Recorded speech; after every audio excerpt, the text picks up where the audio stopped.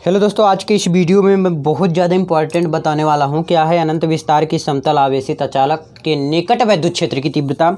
यदि आप class 10th और 12th में, जल्दी से चैनल को सब्सक्राइब कर लें और ज़्यादा से ज़्यादा प्लीज़ यार सपोर्ट कीजिए, जिससे कि मैं आपको free of cost notes free में दे सकूँ।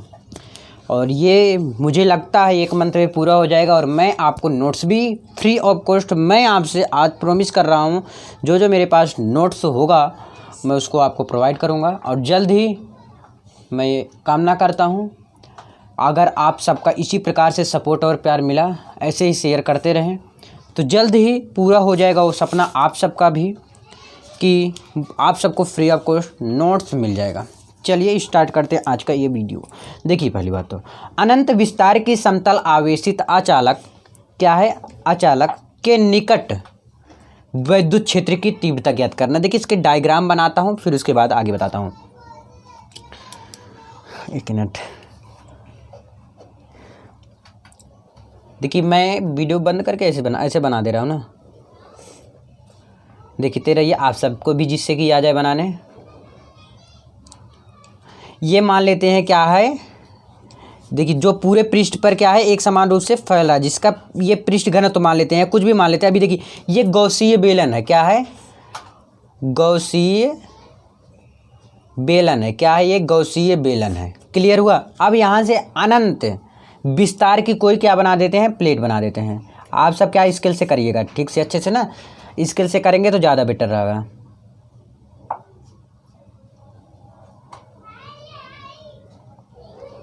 बनाइए, आप सब भी साथ में बनाइए, सब कुछ साथ में कीजिए क्योंकि मैं आपके साथ हूँ। देखिए मैं क्या बना रहा हूँ, अनंत विस्तार की समतल आवेशित अचालक के निकट विद्युत क्षेत्र की तीव्रता, इसे कुछ और नाम से भी जाना जाता है। देखिए आपको एग्जामिनर में बताया था कि घुमा घुमा कर पूछेगा। चलिए ये होगा ना, गौसीय बेलन हो गया। अब इसमें क्या है, प्लस आयन है, ये प्लस पूरा भरा हुआ है तो आपको भी फिलअप कर देना है पूरा प्लस से।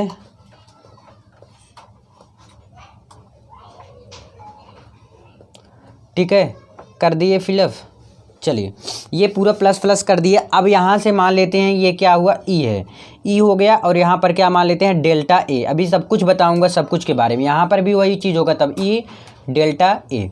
ये क्लियर समझ में आए। अब जो इसमें किया हूँ वही लिखता हूँ, तो मैं लिख लेता हूँ फिर आपको वीडियो में लेकर आता हूँ, जिससे कि आप सबको इसमें टाइम वेस्ट ना हो। चलते हैं, देखिए जो मैंने इसमें किया था वही चीज़ इसमें मैं लिख दिया हूँ। अब देख सकते हैं, मैं पढ़ के आपको सुना देता हूँ। बहुत आसान है क्योंकि रटना नहीं, समझना है। देखिए मान लिया कोई अनंत विस्तार, ये अनंत विस्तार का क्या हो गया, प्लेट। ये जो मैं ऊंचा खूंचा बना दिया हूँ, ऊपर नीचे ना, ये से आपको भी बनाना, क्योंकि अनंत बहुत दूर तक ये जा रहा है, कुछ पता होता नहीं, इसका पता लता नहीं है, ठीक है ना। तो मान लिया कोई अनंत विस्तार की प्लेट जिसे प्लस क्यू आवेश दिया गया है। क्या दिया गया है, प्लस क्यू आवेश दे दिया है। देखिए पहली बात तो यहाँ पर कोई बीच में क्या होगा, एक केंद्र तो होगा ही, ठीक। तो उसे किसी केंद्र को बीच में होगा तो इसे हम क्या मान लेते हैं, हम पी मान लेते हैं, ठीक है। अभी इसको लिखना पड़ेगा। प्लस क्यू आवेश दिया गया है जो पूरे पृष्ठ पर एक समान रूप से फैल गया है। देखिए पूरा प्लस जो धनावेश है पूरा पूर्ण रूप से फैला हुआ है। जो अनंत विस्तार की प्लेटें हैं वो भी फैली हुई हैं और इसमें जो फैल गया है और जिसका पृष्ठ घनत्व क्या है, सिग्मा है, जिसका पृष्ठ घनत्व सिग्मा है, ठीक है ना। ये तो आपको क्लियर हो गया होगा। आगे देखिए, जिसके समीप स्थित बिंदु पी, देखिए यहाँ पर कोई बिंदु P है, देखिए यहाँ पर कोई बिंदु P, विद्युत क्षेत्र की तीव्रता ज्ञात करनी है। यानी कि जो मध्य बिंदु P है वह उसी का हमें क्या ज्ञात कर रहा है, विद्युत क्षेत्र की तीव्रता ज्ञात करनी है, ठीक है ना। अब लिखिए आगे, लिखिए बेलन क्या ज्ञात करना है, बेलन के एक सिरे से बेलन के एक सिरे से गुजरने वाला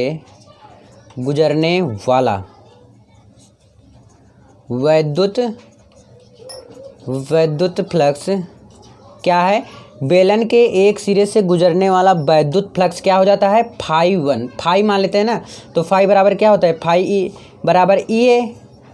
तो यहाँ पर हम φ1 मान लेते हैं क्योंकि एक सिरा तो है नहीं, कई सिरे हैं। तो अगर फिर बेलन के दूसरे सिरे मान लेते हैं तो विद्युत फ्लक्स क्या होता है भाई, फाई बराबर ई ए होता है ना, पता होगा विद्युत फ्लक्स में आपको बताया था ऑलरेडी। तो बेलन के दूसरे सिरे क्या ज्ञात करना है, बेलन के दूसरे से सिरे से गुजरने वाले सिरे से गुजरने, क्या गुजरने वाला वैद्युत फ्लक्स।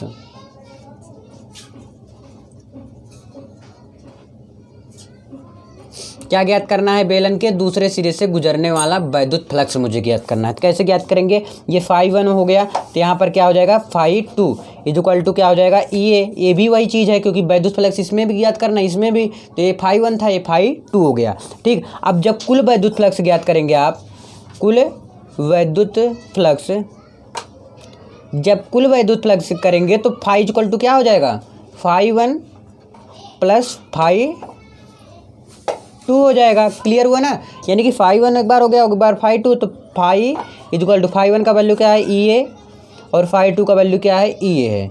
तो इसको दोनों को जब ऐड करेंगे तो क्या हो जाएगा 2EA हो जाएगा ना। क्लियर समझ में आया। तो अब देखिए इसको मान लेते हैं इक्वेशन नंबर 1 यानी कि समीकरण नंबर 1। अब चलते हैं नेक्स्ट पेज में। अब देखिए आगे आप सब उसको समीकरण नंबर 1 मान लेते हैं ना। अब गॉस की प्रमेय की सहायता से इसको निकाल लेंगे। गॉस की प्रमेय, तो गॉस की प्रमेय क्या होता है, phi equal to Q upon epsilon 0, यही होता है ना गॉस की प्रमेय। अब गॉस की प्रमेय से जब इसको निकालेंगे तो फाई इक्वल टू क्या हो जाएगा, ध्यान रखिएगा 2EA क्या था, फाई इक्वल टू 2EA, समीकरण 1 यही था ना, समीकरण 1 क्या आया था, फाई इक्वल टू 2EA, तो यहीं पे रख देना है 2EA equal to phi upon epsilon 0। ये तो क्लियर समझ में आया होगा आपको। अब ध्यान रखना है E का वैल्यू मुझे निकालना है। जब E का वैल्यू निकालेंगे तो Q ऐसे ही रहने देते हैं 2A, तो यहाँ पर आ जाएगा डिवाइड हो जाएगा यानी कि 2A एप्सिलॉन 0। ये क्लियर समझ में आया ना, 2A एप्सिलॉन 0। एक फॉर्मूला आपको पता होगा, सिग्मा इक्वल टू क्या होता है Q अपान A, ये फॉर्मूला होता है। तो sigma equal to Q upon A, तो इसकी जगह मैं क्या रख सकता हूँ, सिग्मा रख सकता हूँ ना। तो E इक्वल टू क्या हो जाएगा, सिग्मा अपान 2 अपान एप्सिलॉन 0 लिख सकता हूँ, बिल्कुल ना। कि यही चीज़ आपका आया है, E इक्वल टू क्या आया है, सिग्मा अपान 2 एप्सिलॉन 0। ये क्लियर हुआ ना। देखिए भैया क्या करना था, कुछ नहीं है, पहले आपको फाई का वैल्यू निकालना था। जैसे ही आप फाई का वैल्यू निकालें उसके बाद गॉस की प्रमेय की सहायता से इस फाई की जगह वैल्यू रख देना है, कुछ नहीं है, ये आ गया। अब देखते हैं इसमें सिग्मा है क्या। सिग्मा है आवेश का पृष्ठ घनत्व है, आवेश का पृष्ठ घनत्व क्या है, सिग्मा है। सिग्मा क्या है, आवेश का पृष्ठ घनत्व हो गया। और ई आपका क्या हो गया, वैद्युत क्षेत्र की तीव्रता। वैद्युत क्षेत्र की तीव्रता क्या है, ई है। और सिग्मा ई हो गया एप्सिलॉन 0। एप्सिलॉन 0 क्या होता है, निर्वात की वैद्युतशीलता होता है। देखिए मैं हर एक चीज़ बता रहा हूँ आपको, ये चीज़ अगर आप पता रहेगा तो न्यूमेरिकल आप कर ले जाएंगे। निर्वात की वैद्युतशीलता,